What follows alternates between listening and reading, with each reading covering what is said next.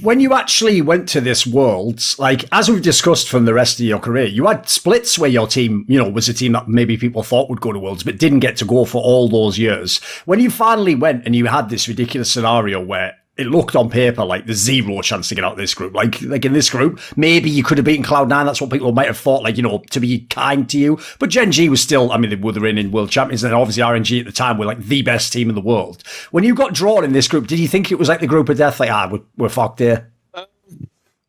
We thought it was the group of death, but we already that, like, we always had this thing in us that we really believed, and like it's not something that was too hard to believe that we wouldn't get out of groups. And even if we had these strong teams, we knew that we could do it. So yeah, I remember just when they revealed the group, it was like a bit of a shock at first. But then we're like, okay, let's just get back to work, and we know we can do it.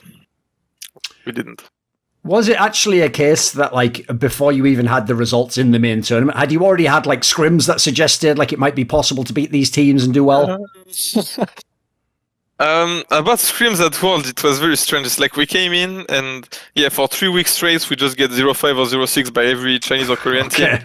And suddenly, I don't know, something starts clicking and we start to win. It's like we start to go even, and then there is this first game on stage that we beat Gen G, and like from this point onwards, like, scrims were actually pretty good, I think.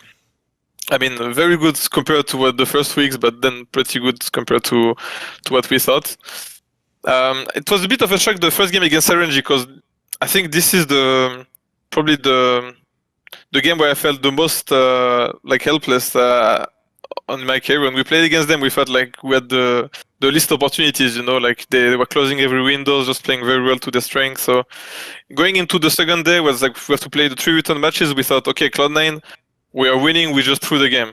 Gen G, we already beat them. So if we get these 2 more games against, then we are probably out of groups, because we thought RNG would do like 6-0 or something. Yes, yeah. So this was the goal, and then we beat RNG with like Attila on Draven, and this game where we get all our picks, and then we're like, okay, then it's fucking doable. We beat maybe the best team in the world.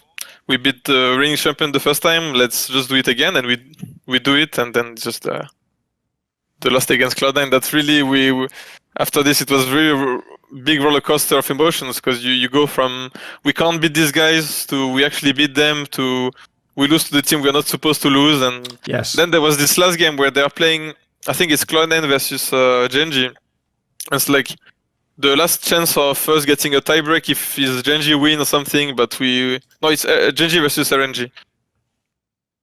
And then we would get tiebreak versus RNG, but we see very early that the game is lost, and then it's just I remember everyone went outside to cry because it just was too much emotionally to take, like, during this day.